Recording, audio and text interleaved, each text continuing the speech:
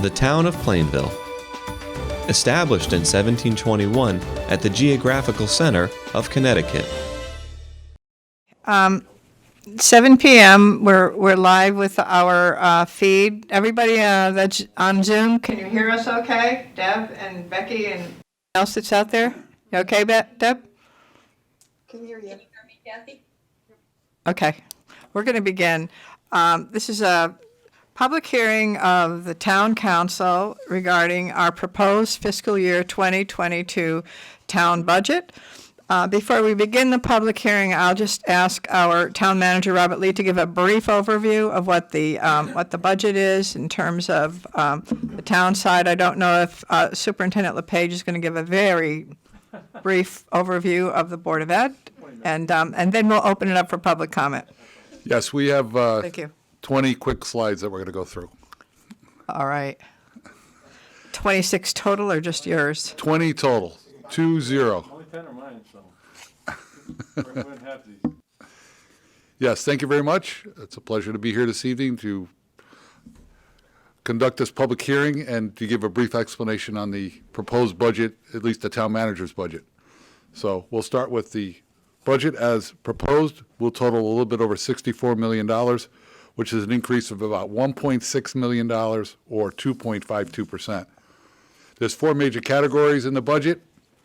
Only two of them I'm recommending increases, and that's the Board of Ed operating budget, which is an $882,000 increase or 2.26%, and a general government increase of about $700,000, which is 3.72%.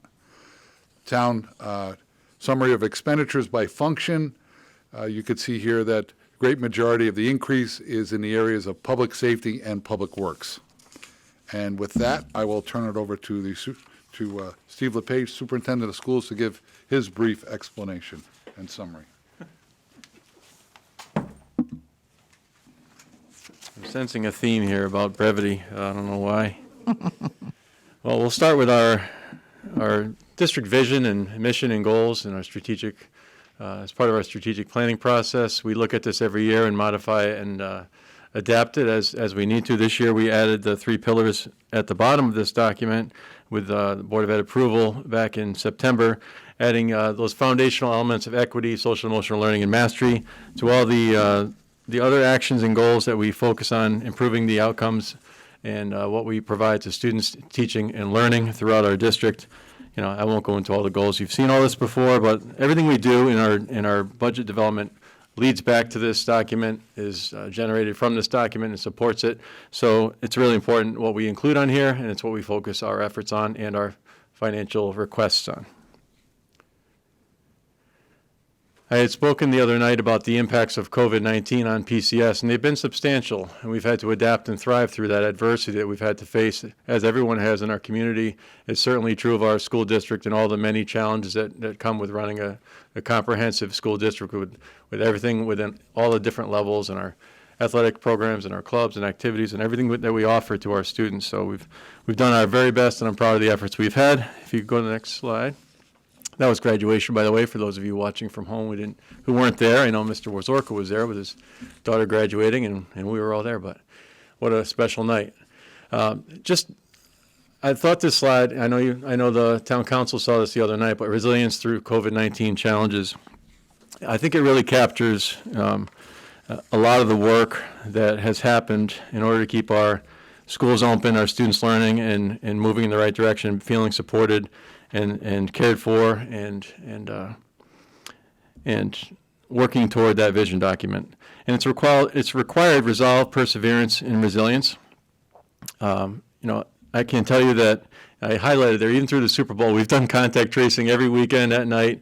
The Super Bowl, I think 3/4 of the Super Bowl there was contact tracing going on with Stacy Buden and Julie Samard and myself. So lots of work and a ton of effort and meetings, and I'm just proud of our team's effort. And on the right side of this slide, you'll see the numbers there, but Plainville by the numbers: 2,263 students, 435 staff members, so almost 2,700 individuals in our school district. And throughout our this year, we've been in school 20 hybrid learning model days. I went back and checked all the numbers again today. 80 full in-person learning days as of today.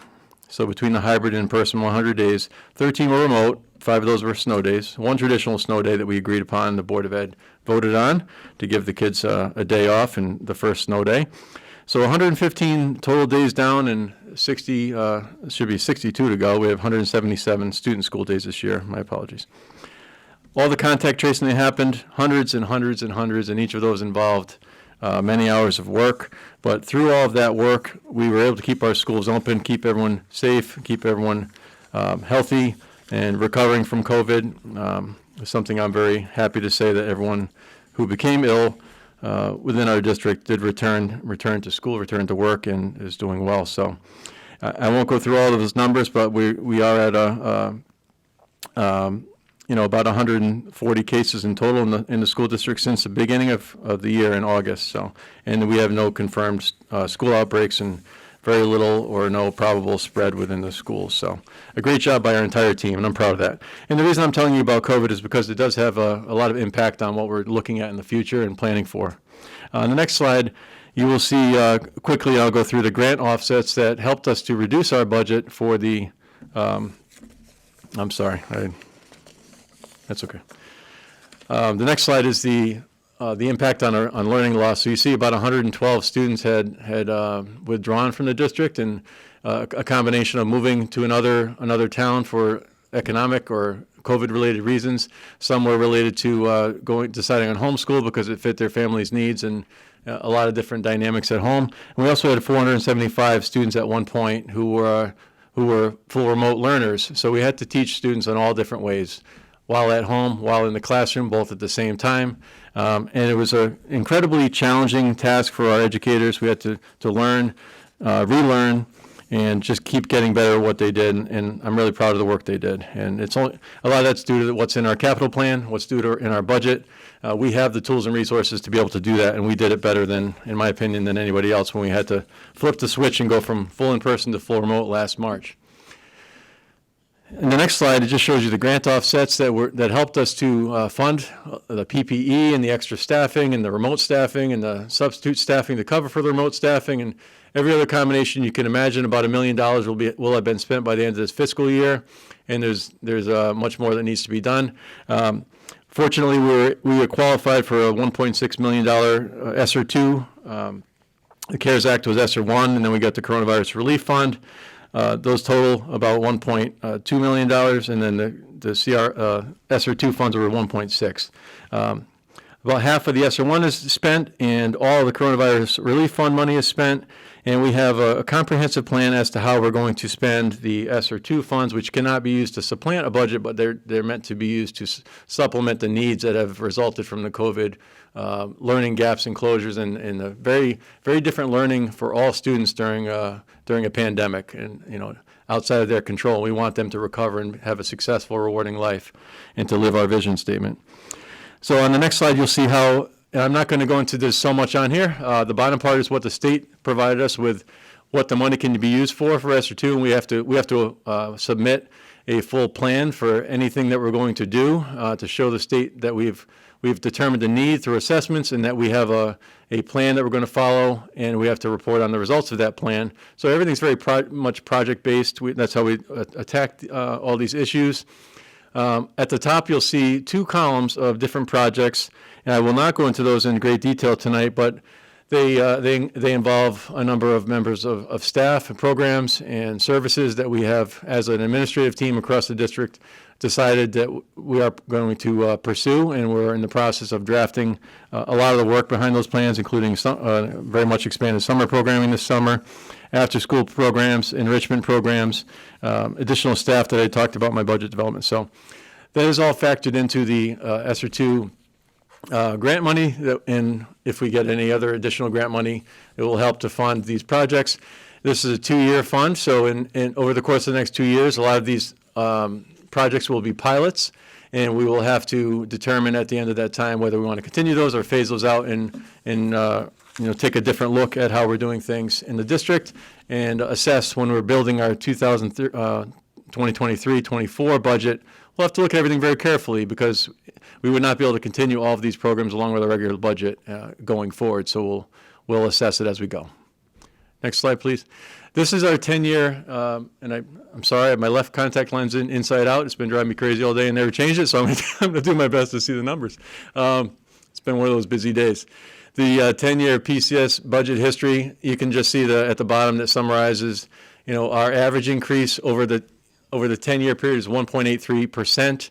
The adjusted increase over those 10 years is 1.09% when you factor out the ECS cuts from the state mid-year and at the end of the year, when you factor in the additional enormous health insurance expense that increased the budget but did not add services to our budget in that year, that's the rate when you factor those out. So the 10-year inflation rate is 1.73%, and as you can see, our adjusted increase is far below the actual rate of inflation. This slide just shows, you've seen this before, the contractual increases, and I did have Sam, Mr. Adlerstein, my business manager, director of business operations. I had him run the number based on the new projected health insurance numbers, and it's closer to 2.01% for contractual increases when you factor in the new insurance rate we received after the Board of Education adopted the budget. It came out the next day, so that's something the town council obviously will as a reduction. But when you look at contractual increases less the health insurance over budgeted here based on an estimate, it's actually 2.01%, just to give you perspective on that. I wanted to share that since the other night. Next slide, please, and I'm almost done. This just gives you, so when I met with the Board of Education, we met several times.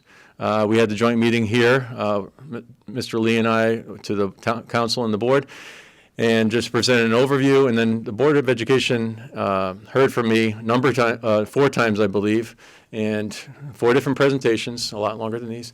And we went through everything, the whole budget book, 100 pages of the budget book, line by line. They had time with that book to really go through everything, comb through it. The first rate I came in with was 2.84%. Thanks to new information on ESSER funds, that included a lot of the coronavirus recovery within that budget.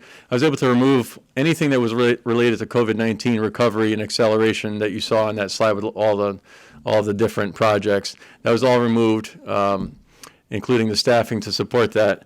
And through a number of meetings and through a series of discussions, the rate that we ended up with, the Board of Education adopted, was 2.26% increase.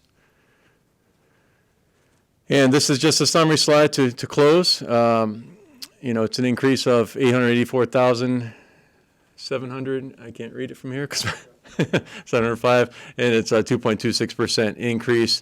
And as you know, that also includes about $202,000 of health insurance based on the rate we had at the time. So, when that's factored in, that'll be a town council decision, but it would bring our budget increase down to about 1.75% increase.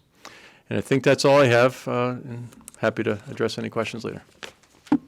Okay, thank you. I'm going to follow up with a couple of items. One is the capital improvement plan. I'm recommending a capital improvement plan that involves 40 projects, total a little bit over $2 million. But there'll be several sources of revenue, one of which is the general fund contribution, which is paid for directly through taxes. I'm recommending that number stay the same as the current year. That's why you didn't see an increase in the earlier slide of $313,000. Other sources of revenue included, I'm recommending an unassigned fund balance of a little bit over $869,000. LoCIP grant funding, which we've saved up over the last couple of years, of $630,000. Town Aid Road grant funding from the state, $240,000, and we have a couple of projects, small projects that have been completed, and we have balances of them of $10,000. So that would be the source of revenues for the recommended capital improvement plan. These are some of the larger projects that we're proposing. One is town facilities paving. What we're talking about is town parking lots, specifically the firehouse and the police department parking lots, to get them repaved. They're in pretty bad shape, and we're recommending that get done next year. And we have a large catch basin cleaner that needs to be replaced. It's a $400,000 item. We're recommending that we put $200,000 away this year and $200,000 for next year. And you'll see the other items, some of which involve the School Board of Education as well. All of this results in a mill rate calculation. As we stated earlier, the budget was about a little bit over $64,000. We have offsetting revenues of a little bit above $14.5 million, a lot of that coming from the state of Connecticut. And again, recommending a use of fund balance this year of $400,000 to offset the mill rate increase means that we have to raise through taxation $50,444,000. Based on our current mill value, that's a mill rate of 35.29 mills. Our current mill rate is 34.62, so when you take the difference, that's 0.67 mills. It's a 1.94% increase in taxes. However, as you heard earlier in the Board of Education and Mr. LePage's summary, there is a projected health savings in our health insurance rate from the state that would it's kind of an automatic reduction, or at least that's up to the town council to decide. But if that reduction is made of $202,000, the mill rate, the adjusted mill rate, would be 0.53 mills, or a 1.53% increase in taxes. I see that as pretty much our what I would consider at this point in time our worst case scenario. I think there's opportunities that may come forth that will even help to reduce that further. There's three items in particular. One is that the governor's budget, he recommended that the phase-in of the ECS be delayed for 2 years. I know that there's been, I believe there was an education committee meeting this morning or today in Hartford, and I know that there's some opposition to delaying that ECS phase-in. To Plainville, that's a $230,000 impact. So if that phase-in doesn't get delayed, that would add more revenue into our budget and would allow us to lower the mill rate further if that was the decision of the town council. Additionally, the Valley Water rate increase, we've factored in about $169,000, and that decision has not been made. I've participated in the hearings, and I'm relatively optimistic that full amount won't be granted. At least that's my hope. I don't think it's fully justified, but we won't know that till later on, probably in early May, where that's going to end up. And as a result, there may be some additional savings on the expenditure side there. Additionally, the COVID relief package that's being voted on by the Senate, I guess probably tomorrow. I think they're still reading the bill today, if you're following that at all. The Senate will vote on it. If it gets passed, there's significant revenues that will be coming to the cities and towns. Plainville is, under that current bill, is scheduled to get about $1.7 million. We'll have some time to be able to use it. What will be important is what we'll be able to use it for. And I think we have to be very careful about that. But I suspect that if that does come, in our direction, that we'll find a way to, help with this budget as well. We have to see what how we can spend it. We may be somewhat limited as to what can be done, but we'll see about that, and I'm sure we'll find out more information. So, based on those three factors, I think that there's an opportunity to reduce the potential mill rate increase even below the 1.53% as being spoken about this evening. As far as our mill rate history, I think we have a very good record with regards to taxes, and this is just a slide that shows that our average increase in the mill rate over the last 9 years has been 1.34% a year, and I think that's a pretty good record, especially given some of the issues that have happened up at the state as far as state aid to municipalities, and other factors, as well as items such as just inflation by itself. So at the 1.53% increase, the impact to the average homeowner who paid $4,750 in taxes in the current fiscal year, their tax increase would be $73. That's 1.53% increase. And for the average condominium owner who paid $3,311 in taxes in the current year, their increase would be $51 or 1.53%.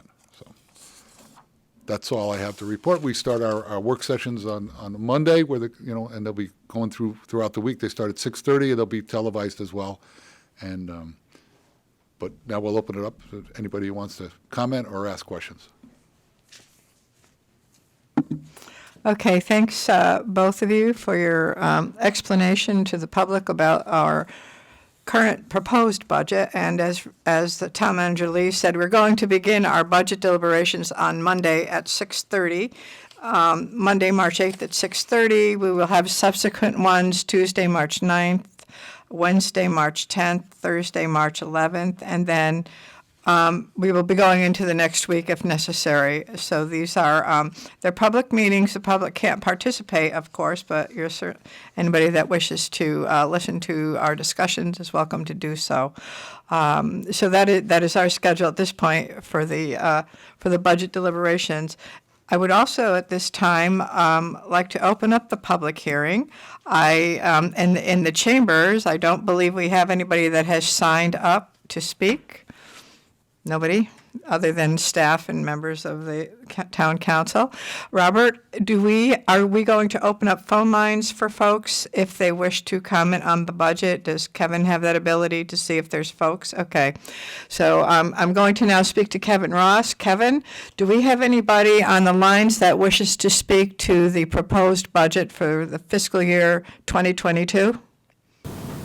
We have 4 individuals in the attendees. I can unmute them. 3 are board members. And then there's 1, I'm not sure the abbreviation is PC. So I'll start with PC first. I'm going to allow you to unmute yourself. If you have any, you want to make a comment, please state your name and address.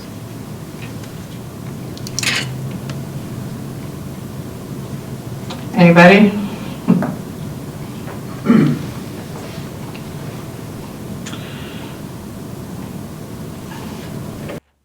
Anybody that is online wish to speak to the town council regarding the proposed budget at the public hearing this evening? Through one at a time, so I'm going to allow that person to see if they want to speak after they can. I'm going to move to Mrs. St. Lawrence.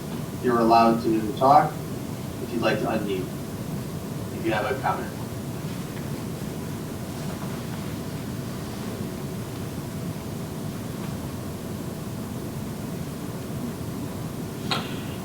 Okay. Nothing there? Nope. And then Ms. Harding, I'm going to allow you. If you have anything you'd like to say, you can unmute. Okay.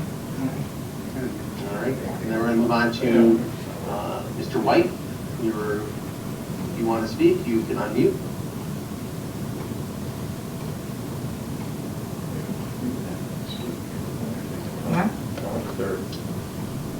This time, I'm guessing no one would like to speak. That's everyone. Becky.